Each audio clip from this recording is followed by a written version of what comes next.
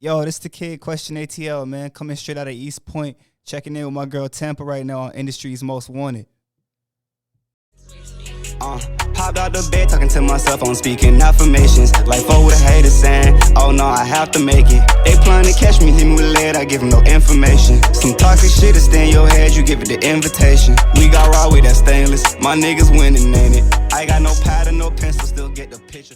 What's going on, man? It's your girl, TampaMystic, and we are live on the Industry's Most Wanted podcast. Boom! Industry's Most Wanted. And I got the one and only QuestionATL checking in, man. I got a lot of love for this guy. I want to give you your flowers real quick. I moved back to ATL probably, I think, 10 years. It's been 10 years this year, 2013.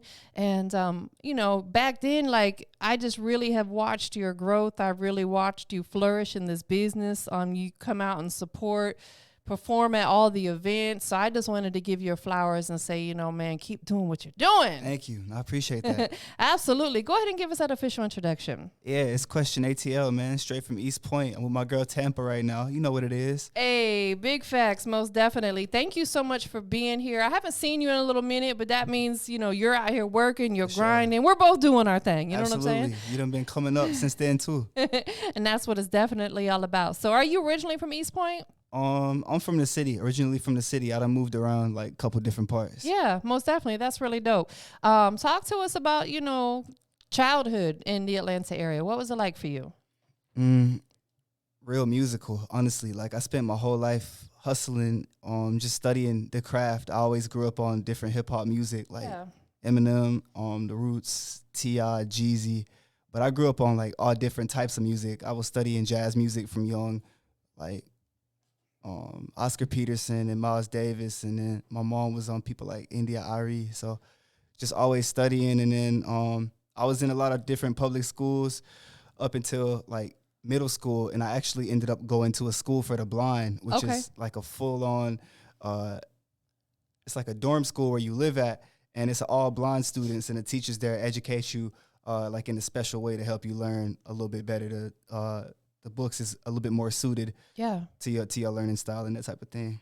Man, that is so dope. Listen, I'll tell you, I had this discussion with an artist the other day, and a lot of these independent artists, they tend to find an excuse why they can't do anything. No, I can't do this because of this. I can't do this. And, our last 3 showcases, we had 3 separate artists that came that were blind, and they still came out there. They still did their thing. Crazy. I had a guy who is wheelchair bound his entire life that, he came through, and he's got some deformities and stuff. And I just I can't help but, it makes me emotional because I love and respect what you guys got going on so much. You don't allow anything to hold you back, set you back. Thank you. You out here working harder than someone who can see what they got going on every day. You know what I'm saying? Like, got to. In my opinion, like I was born blind. This is a life that I've adjusted to since I got here. And for me, it's no other way. You got to get up and manifest and make things happen if you want to see it happen. Man, I know that's right. Absolutely correct. And, it's like we have to wake up every day and thank God just that we made it to see another day. You know what I'm saying? Because there's a lot of people who didn't wake up this morning. There's people who's not going to make it to bed tonight. You know what I'm saying? So people need to really start being more grateful for what they got, going on in this life. So that's real. When did music really start jumping into your life as a personal passion? Like, as a jit, like for real. Like, what you know about a jit? I be everywhere, I'm telling you. Nah, for real. That's a big thing we always said in Florida, them jits. No, I know. I'm a student of the craft, so it's a whole lot of lingo I be on. But for real, like I started freestyling when I was 5, and I was learning how to make beats before then. So wow. Yeah. Man, so why freestyling? Was that the first thing you did? Was you doing that before making beats? They kind of came together. Like my mom has just always been supportive and always like molded me and kind of put me around certain environments where I could just like soak up the game. So she was giving me a lot of tapes and putting me in studios like as young as 3. And I would just be like playing with the drums on the keyboard, and then they'll just like put the mic in my hand and then walk away. and see what I do. Man, your mom is amazing. No cap. Your mom is absolutely amazing. Shout I'll tell Mama you. Question, man. Yeah, shout out to Mama Question for sure. She is, man, she's a love, I'll tell you. I don't have to tell you that. You know that. Legend. And it's so dope that she's so supportive of what you want to do. Yeah, it's real too. Like, you know, she was giving me Eminem tapes and Tupac tapes and like Master P tapes and this random, but it was like, it wasn't no clean versions, you feel me? So I was this 3-4-year-old kid hearing 97 Bonnie and Clyde and this random, all this type of music. So that's the way our relationship has continued to build. She's always been real honest with me, and I've been honest with her. You know, that's my best friend, but at the same time, like, I still got a lot of respect because she the one that gave me the platform and gives me kind of the ability to just keep pushing. Yeah. Absolutely. Your mom just reminds me a lot of how I was with my son because, like, you know, I was a single mom. I had my son when I was 19. I was still legit slick when I had my son. That's when she had me.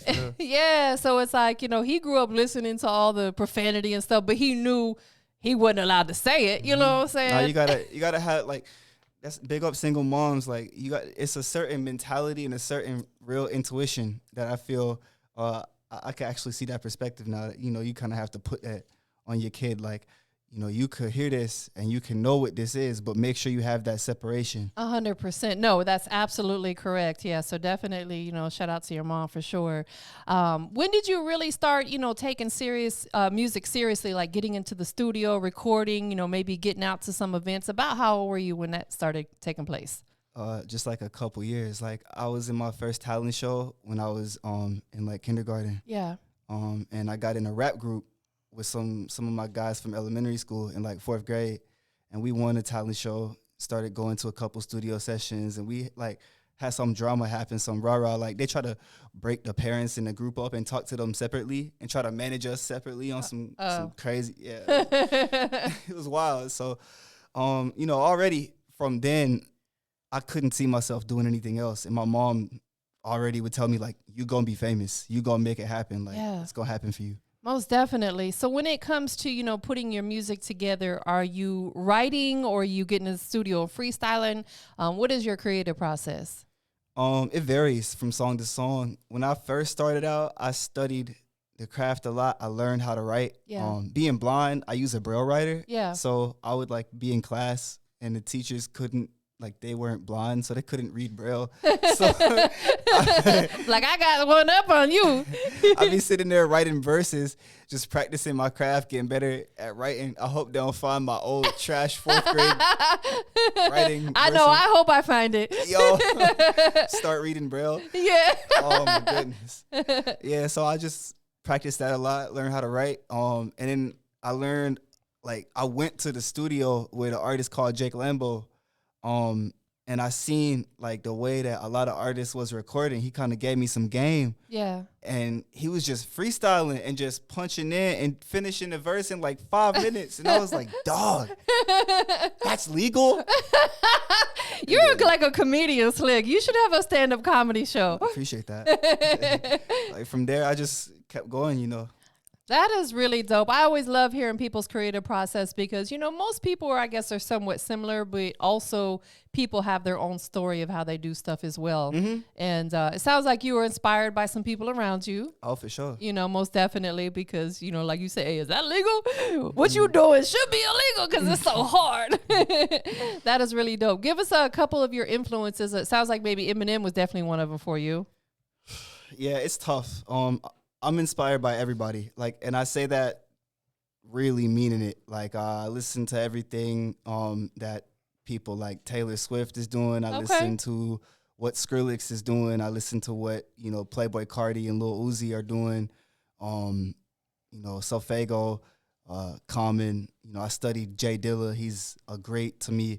You know, some of the legends that I feel still deserve more praise. Like, you know, Goody Mob still isn't where they need to be, in my opinion. Yeah. They set the standard for Atlanta, you know, along with Cass and Dungeon Family. Facts. So, you've done your homework. For sure. Like, that's my people. Like, they are heroes to me. So Tupac is my favorite rapper. I say that. But, like, I can't mention that without giving love to the lyricism and the energy that comes from Biggie. You know, he's also in my top 10. It's tough to have the top 5 conversation because it'd be so many people, but absolutely, I'm a student of music for real. No, most definitely, and I think as an artist, it's important that you catch influence from a little bit of everybody. You know what I'm saying? And don't lie about it. Everybody takes inspiration, man. Do not try to have an ego and be like, yeah, bro, I'm so original, dog. Like, everybody has a piece of something, man. It's okay. It happens. Absolutely. It's love. Absolutely. And no matter who the person is that you're inspired by, like, be okay with, you know, admitting that. You know what I'm saying? Who cares what people think? Yeah. I listen to, like, Green Day. I listen to The Script. I listen to Miles Davis. I listen to, like, I'm just trying to think of weird music that people don't listen to, that they should listen to. So much. I can, you know, Rush, old classic prog rock. So, okay. Yeah. You really have a deep catalog of artists that you like and listen to. Definitely. Music is my world. You know? So, how many songs, if you had to take a guess, have you released out on the digital platforms? Not a lot. Honestly, I'm just now getting into my season where I'm able to feed people a lot of music. Like, for a while, I was dropping on YouTube. So if you want to find, like, my mixtape eras, y'all can go look on YouTube. Okay. But I was fortunate to be featured on a couple of releases with a couple of collaborators. I just went to New York to do a video with my guy Tap Waters. The jam is called On God. It's a drill record that we did. Nice. He's another disabled musician. He and I are part of a coalition called RAMP, which is recording artists and music professionals with disabilities. Oh, okay. Yeah, so we advocate, like, our whole thing is being a resource for disabled musicians in the industry to let people know how to interact with disabled musicians and how to give us more opportunities and kind of educate people about spaces we should be in that we're not in. Yeah. So, what's the name of it one more time? RAMPed. That's recording artists and music professionals with disabilities. Okay, I'm definitely going to have to remember that. Thank you for putting me on game and probably a lot of other people who weren't familiar with that. Nah, for sure, always. That is dope. Where is it based out of? We worldwide. Okay. Lachi is the founding president that started it, and she's out of New York as well. Okay. So she's a founding member. I'm a founding member. Tap Waters is a founding member. Oh, that's dope. So you're super heavily involved. For sure. I love that. It's so important that we have to be an advocate for something in life, you Definitely. know, like, and what better, you know, thing to get involved with is something that is so personal to you. Stand for something or fall for anything. Man, you got a lot of wisdom, young man. Thank you. A whole lot of wisdom. So I dropped that with him. I dropped On God, and me and Lachi got a jam called Black Girl Cornrows that's kind of on some, like, EDM vibes. Yeah. And the whole thing there is, like, self-description. You know, Black Girl Cornrows is how Lachi self-identifies and self-describes when she goes into, you know, anywhere. Like, there's a thing that's very prevalent in a lot of virtual meetings right now, like on camera, where when you first introduce yourself, if there's blind people around, you might self-describe very quickly and just let people know a sort of profile of what you look like. So we made a jam that kind of embodies that and got with Black Caviar and Evie Oddly and just put some crazy vibes together. Man, it sounds like you've experienced a lot in the time that you've been doing music.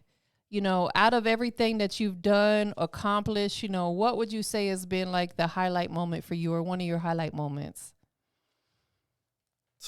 That's actually a really hard question. Because you got a lot of them? No. I feel like I do, and I need to be grateful. Like, it's just crazy because I got a lot of ambition, right? Yeah. So I'm living my life in fast forward, and I'm, like, focused on goals and focused on sort of checking a lot of things off of the list and off of the box. Like, yo, I done this. I finally did this. But I would say, like, this past, like, 6-month period has been a highlight because I've finally been seeing some things actualized and realized. Like, I got my whole EP released on all platforms. Nice. What's the title of it? That's called The Dream. Okay. Yeah, so that's an eight song project on some real traditional hip hop vibes, just really letting people know, like, where I started and kind of where my influences came from at first. Yeah. And I'm about to really then just open up and branch out and kind of, like, let the floodgates pop off with all the music I got in the tuck. But then, you know, in addition to that, I was able to go over to Canada and work with my brother Matt Mac from my collective Blind and Famous, we did a lot of work on his new music. You know, he got a new project, just came out. And also I got to do a couple of tour dates with him over there and just really see the response to his music and see how his fans are interacting with him and just putting that true love on him. And that's like a real testament to what I see coming for myself, because I've been able to kick it with a lot of my fans virtually. Yes. You know, really just tapping in and showing that love. But I'm just really eager for them days of touring and getting around and moving and really being able to chat with people and vibe out, give them the energy. Man, that is amazing. So it sounds like being on tour is maybe one of your bucket list items per se. For sure. Give us another one. What is something else that, you know, you want to make sure that while you're doing music that you accomplish? I want to get a Billboard hit with Ed Sheeran. Okay. You said that. You knew exactly what you wanted. Yeah. Claim it, speak it into existence. Exactly. Throw it out there to the universe. It's going to happen. Yeah. That is really dope. What are some of the things that you've been working on, you know, gearing up for the EP? You know what I'm saying? We just dropped a Close to You video produced by my brother Smart Boy Beats, directed by the West End, my bro Jahi Gilkey, you know what I'm saying? Close to You is a song that's it's about some pain. Like, it's just kind of a catalog of where I was at, you know, when I recorded it. And again, I don't write too much. I just kind of vent. Like, yeah. Sometimes I will write. When the record's real traditional, I want to get some bars off in a certain way. Like, I'll sit down and really pace out the syllables. But that one was more just speaking from my chest and just speaking from a place of stress and getting it out. But still, I had to make sure to do that beat justice, because it was something that I heard at a showcase going to support Smart, and he had made it in memory of his late sister. So it was something he didn't even want to give up to an artist, but he blessed me with it and showed me love. So I had to make sure I paid it back. Would you say that that was one of your more personal songs? Absolutely. Yeah, it sounds like it, especially because it came from somebody who it was personal for him as well. Mm-hmm. He's a close friend of mine, so okay. I can't let him down, you know what I'm saying? What did he think about the finalized record? He loves it. It's crazy. I went to his studio with him and shot pieces of the video, and he broke the beat down, and it was just like a real heavy experience for everybody involved, and something that I feel like we're all gonna, you know, keep in mind. Yeah, that is really dope. Is there any new visuals out? New visuals on the way. I know that's right, most definitely. Do you have ideas? You know, do you come up with your ideas, you know, for your videos, or is it something that you allow your videographer to do? Both. So, like, my video process is really exciting for me, being blind. It's something that I'm still kind of like getting my feet wet with. I've shot like 3-4 videos so far and been involved in a few. So the more I do it, the more I'm able to get used to it and get comfortable. I've definitely built a rapport with my bro Jahi, and he like directs me and is very confident, and I'm very confident in how to communicate with him. So we go back and forth real easy. And so one thing I like to do is talk to him about maybe certain songs I like, and be like, what does this video look like? Describe this to me.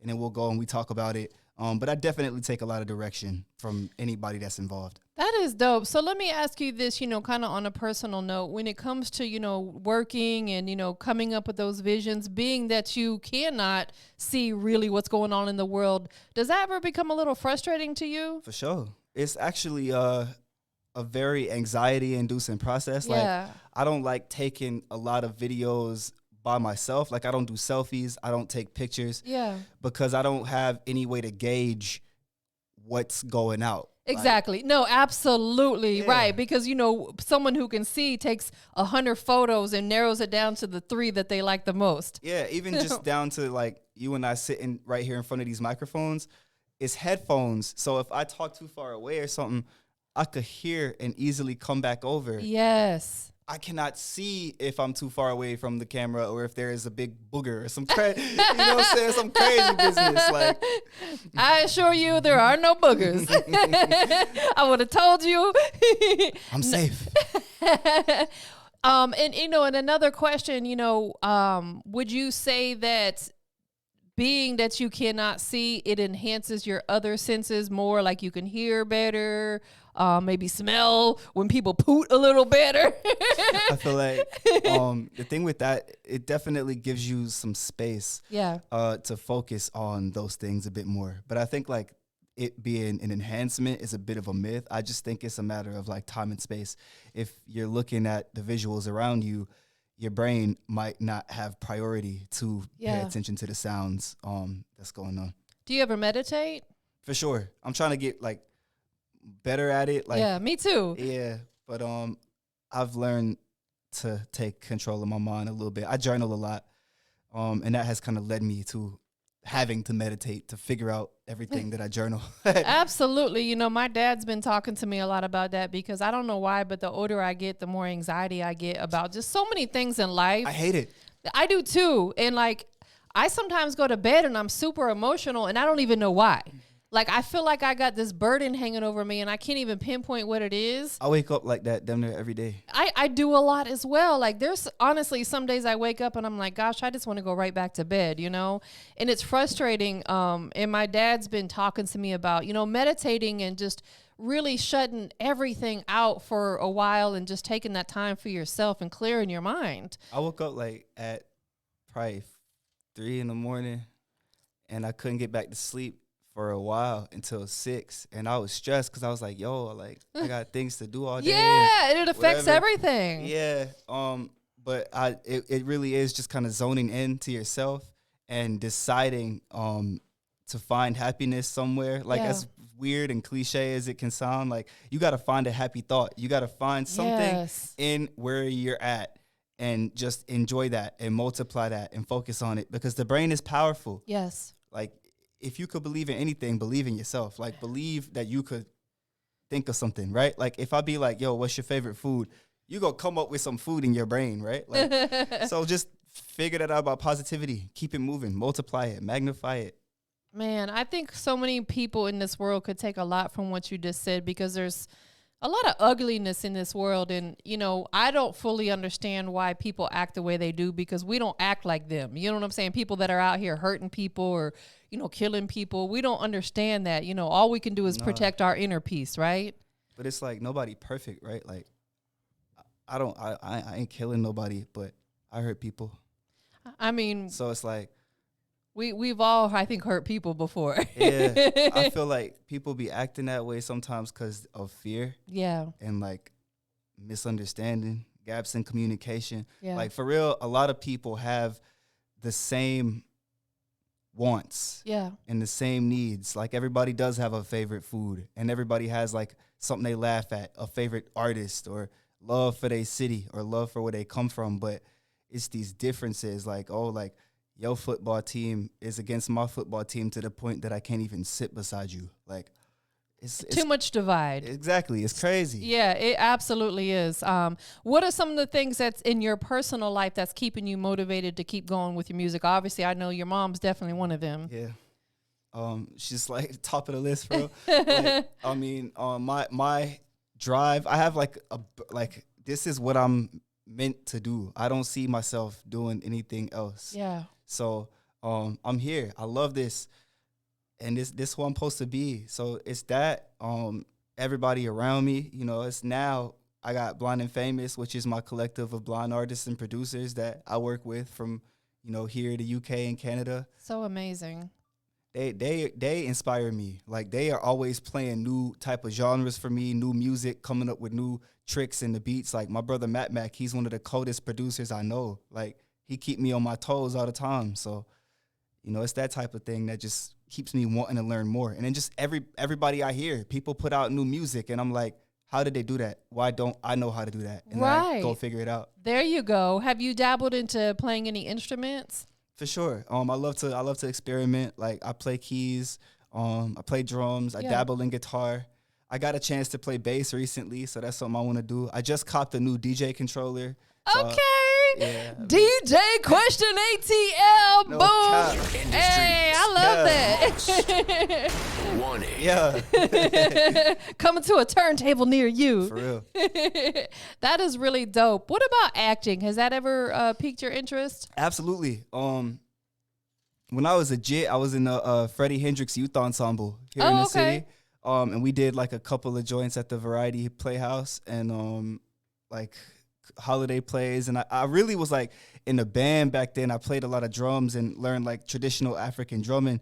And I did like couple freestyles, but I had a chance to do a little bit of improv, and that's something I definitely want to like get into heavy. Absolutely. I think honestly, if I had to get into film, the only way I could do it is if I was allowed to improv, because I'm like, I don't know that I can remember all them lines. Like the way my memory's set up, like I can't remember from 1 minute to the next what I'm supposed to be doing. Yeah, it's a hustle. And I find myself sometimes saying, what was I doing? Why did I come in here? Where am I at right now? Yeah, exactly. No, I think that's really dope. It sounds like you've definitely got an all-around passion for just the entertainment business as a whole. I'm a student. I love it. That is amazing. Anything else you got in the works or coming up that you want to make sure everybody knows about? Man, go stream that EP, The Dream, QuestionATL. That's everywhere. Spotify, Deezer, you know what I'm saying? All the playlists and apps. Go look it up. It's dope. No cap. Man, most definitely. Well, before we get out of here, there's a couple things we got to do. Make sure that people know where they can follow you on your social platforms. Please, at QuestionATL everywhere. IG, Twitter, SoundCloud, you feel me? Only one that's different is YouTube, Question Official. Show love. I show love back. I know that's right. It don't take nothing but a click of a button to show somebody some love on these social platforms. Most definitely. I know that you have a lot of people that are loving on you, supporting you. Who do you want to show some love to and shout out? Absolutely. First and foremost, got to show love to TampaMystic. Hey! Yeah. Shout out to the BNF gang, always blind and famous. Shout out to my brothers, ONIT. You know what I'm saying? Mama Question. And, you know, everybody holding down QuestionATL, man. Hippie movement all day. Man, I just love and respect everything you have going on so much. Like, so much respect. Thank you. Definitely want to, you know, put some other artists on game with what you got going on. Because, like I said, I've had the last 3 events, and Batman over here can contest to that. We've had blind artists at our last 3 events, and you know, it's just so amazing to me to see, you know, people out here just not allowing anything to stop them, as you shouldn't. No excuses. No excuses. You're amazing. Appreciate You're that. an inspiration. You motivate me. Nice love.